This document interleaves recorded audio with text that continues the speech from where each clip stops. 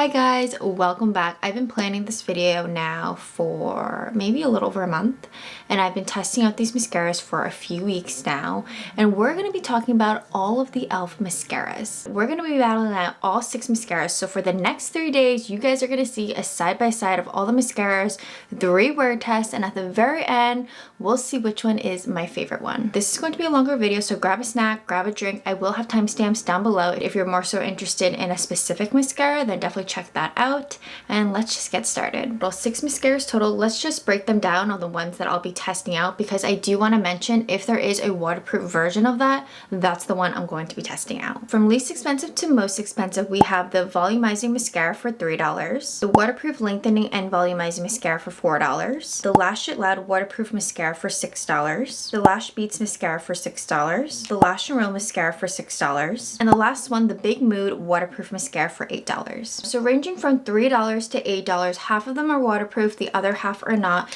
Today, I think we're gonna battle out the original ones. This one is the Volumizing mascara. Pretty simple, kind of what you would expect for a mascara. I already curled my lashes off camera, so starting with one coat. So this one coat is very light. Honestly, not very noticeable. It almost feels like I'm not even wearing mascara. Adding a second coat, you can see a little more volume, but I would say it actually gives better length than volume. And as you can see, not much of a curl. You can probably tell I'm not a fan of this mascara. It's just not giving me enough volume and length. It doesn't have a curl, and honestly, I don't really hear anyone talk about this mascara. On the left side, I'll be testing out the waterproof length and volume mascara. As you can see, the mascara wand is short and a bit wider. With just one coat, I think it does a better job than the volumizing mascara because it lifts my lashes just a little bit more. And I don't know if it's because it's waterproof. Maybe it is. I do tend to have a better experience with waterproof mascaras. Adding a second coat. As you can see, it's giving me a little more volume. It's not giving me any more length. For $4, not bad. Just looking at them side by side, I find the waterproof volumizing length side just to have more lift and just overall look more volumizing.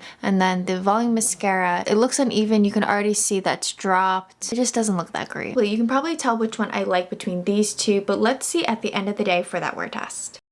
I feel like there's an obvious winner, but let me show you guys side by side how they both look after the wear test. The volumizing has a little bit of smudging going on my eyelid, just a touch, not too bad. Everything else looks pretty good. I don't see anything under the eyes. It doesn't look that bad. The curl is completely fallen. It doesn't give me much volume, even though this is a volumizing mascara. I would say it's more of like a lengthening mascara. I'm just not very impressed with this one. And the waterproof length and volume mascara, I think this mascara looks pretty good. Honestly, it looks the exact same. It still has a nice curl to it. I don't really see any smudging going on. No flakes, no little dots, none of that. For a few dollars, it's not bad. So between these two, the waterproof length and volume mascara wins this time. It was an obvious winner from the very beginning. I knew it was going to perform better, mainly because it's waterproof, but also I think it just did an overall better job with the volume and also holding a curl. I will see you guys tomorrow where we test out 2 more mascaras. Another day, another battle, and another wear test. So today we have the Lash It Loud waterproof volumizing mascara on the right eye and the Lash Beats defining and lengthening mascara on the left eye. Now the waterproof one you can get in the regular, just so you know. The Lash It Loud mascara wand is the biggest that we've tried so far. This one definitely feels more wet than yesterday's mascaras. So it's giving me length, not too much volume in the first coat. Oh my gosh, I am so hungry. If you hear my stomach, I'm so sorry. I just woke up this morning, took a shower, and then went straight to filming without even eating. So this is one coat, not bad. Mainly length, a little bit of lift. Don't really see too much volume. Adding a second coat. So here we're getting more volume. Wow, way more volume. But it's still nicely coating my lashes without it getting too clumpy. It's definitely giving me a different look compared to yesterday. Not bad, but hopefully it doesn't drop. Moving on to the left side, using the Lash Beats. Similar packaging. Brush is a bit different. It goes from wide to narrow, and overall the bristles are shorter. This one feels lighter on the eyes, giving me nice separation. This one's a bit underwhelming, especially since I have short straight lashes. I think I have naturally long lashes, it'll make more of a difference, but this is just giving me like definition and separation. Let's add a second coat to see if it could layer up anymore, which it actually does. And this is a defining and lengthening mascara, so I will agree with that. It's defining and it's giving me length, but no curl, no volume. Wow, it's building up pretty well. Surprisingly, I didn't think I was going to do that. I actually like this mascara a little bit more after 2 coats. Like, it looks noticeable, and I really can't decide between the 2 of these, but we'll see later today after that wear test. I'll see you guys later. Smudging, smudging, smudging. Both eyes are smudging, mainly on the eyelids. Loud. Going back to the Lash It Loud, I have majority of my smudging on my eyelids, as you can see towards the inner corner over here. Really nothing going on under the eyes, no gathering in the corner, outer corner. It's really just the eyelid. And besides the smudging, I think the mascara looks really good. The Lash Beats I did actually better than I thought. Again, a little bit of smudging on the eyelids, a tiny bit under the eyes, very minor. But overall, I thought the lashes would drop, and they actually look basically the exact same. The Lash Beats mascara kind of reminds me of the Tower 28 Make Waves, just because it gives me that length, it gives me that definition and separation.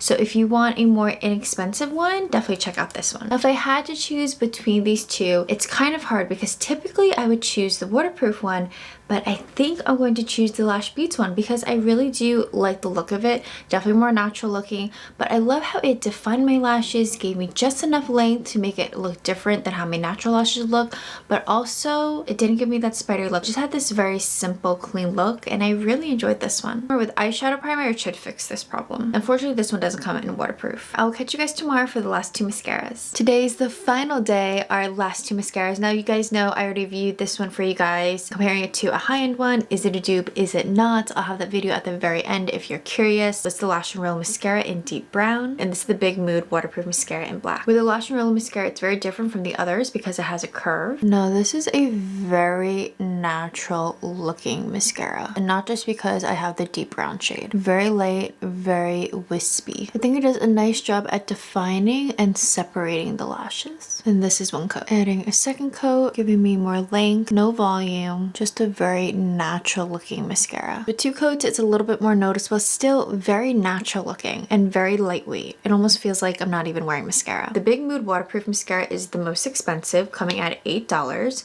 And it also has the biggest brush, which makes sense. It's called Big Mood. Kind of gives you that hourglass shape. And this also comes in regular. It's in the purple bottle. So this one I have to be so careful because I can make a huge mess. I kind of just barely touch my lashes. And of course, because of the size, it is harder to get in the inner and outer corners. But it does give my lashes that curl. I don't know if you guys can see. It's just hard to evenly coat all my lashes because of the wand size. Look at that first coat and look at that curl. And that's the hardest thing to achieve for me. With the 2nd coat, I get more volume. Not too much more length, mainly just the volume. That curl is very impressive. I really like this side. It's my ideal mascara look. Totally different looks. I think if you want something more natural looking, you'll like the Lash and Roll better. And if you want just more curl and still not being spidery, I don't think, then I think you like the Big Mood one. I will catch you guys later today for the last wear test. We made it to the end, guys. The Lash and Roll, it looks really good. Nothing on the eyelids, nothing under the eyes, nothing in the inner corner, outer corner. It looks the exact same. While the Big Mood mascara has a little bit of smudging and transferring on the eyelid, you can see just a little bit. It's pretty minor. Just a little bit under the eyes right here. You have a few dots. But the curls stayed put, the lashes still look the same. Between these two, I'm choosing the one that has the shape that I'm looking for and the overall look, and it has to go to the Big Mood waterproof one. I'm obsessed with the curl. It's very hard to find in a mascara, and if I can get one for $8, I'm gonna get this one. If you want something natural looking or you already have naturally long lashes, I think you're gonna enjoy this one. Out of all the e.l.f. mascaras that I've tried out the last 3 days, it has to go to, drum roll please, you guys can probably already guess, the Big Mood waterproof. This is so good. I'm obsessed with it. And if I judged this at the store and I saw the size of the mascara wand, I don't think I would get it. I'd be like, that is way too big for my eyes. It's going to be so hard. And here's the thing, it is tough. You have to be very patient and you can't be rushing to put on your mascara if you're getting this one, because then you'll just make a huge mess and it'll end up taking even more time. If you have the patience, you're on a tight budget, get this one. I hope this video was helpful for you guys. Honestly, e.l.f. mascara mascaras I really wasn't into, but then when I saw that they had a decent amount where I felt like, okay, this is digestible and I could really break it down in 3 days, I was like, you know what, let's try it out. And honestly, and they're not expensive, and I ended up finding one that I actually enjoy. With that being said, don't judge a mascara one. Let me know down below the next brand I should test out with their mascaras. So if the brand has maybe a couple of them, like I just did Fenty Beauty, I'll have that in my end card if you guys want to see that. I've done quite a few, and I find this to be a little bit easier because I love doing my full line reviews of each brand, but some brands, for example like e.l.f, it's huge and I don't own everything, and that video would take forever. So when I'm targeting a specific category, it just makes it a little bit easier on my end. If you enjoy these types of videos, like it, subscribe to this channel for more fashion and beauty content. I'll see you guys in another one. Bye!